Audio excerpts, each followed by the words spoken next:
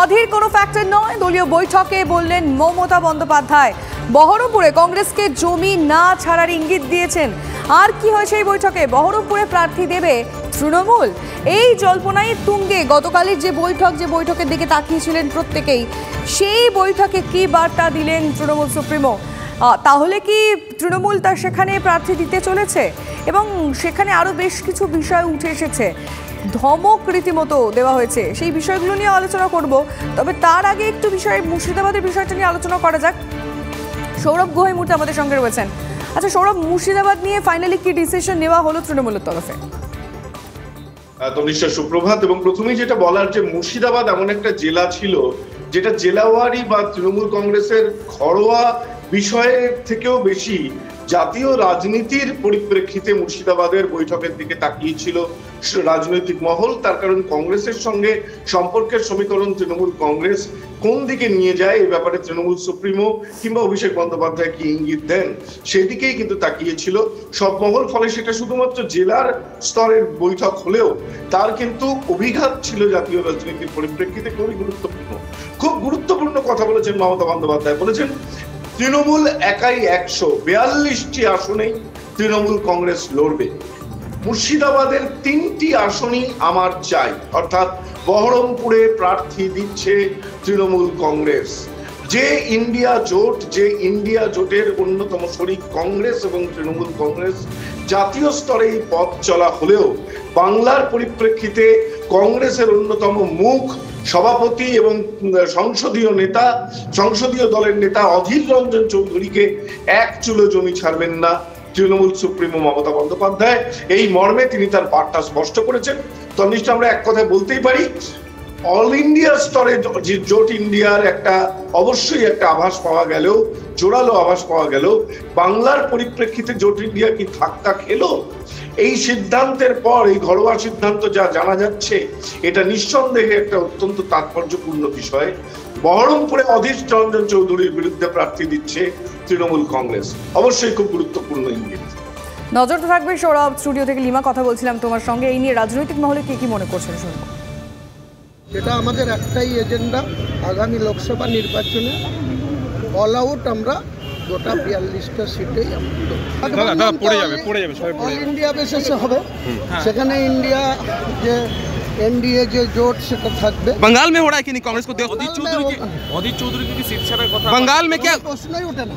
অধীর চৌধুরী বিজেপির দালালি করছে, তাকে সিট ছাড়বে কেন?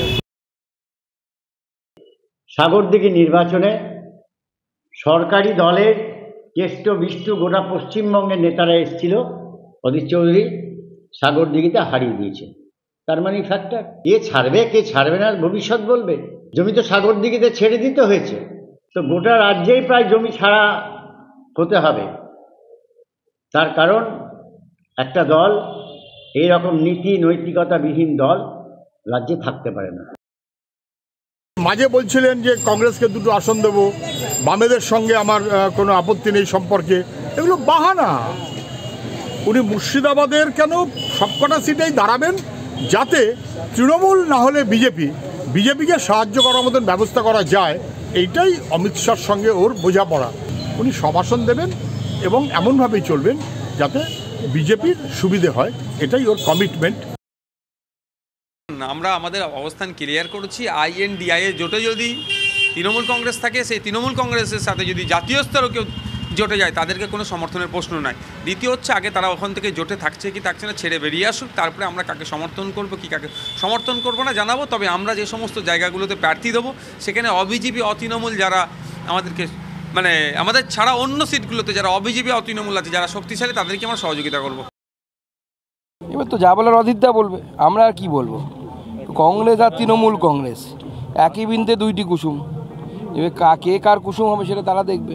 62 জন পেয়েছেন প্রাথমিক স্কুলে চাকরির নিয়োগপত্রের নাম দেখে হতবাক।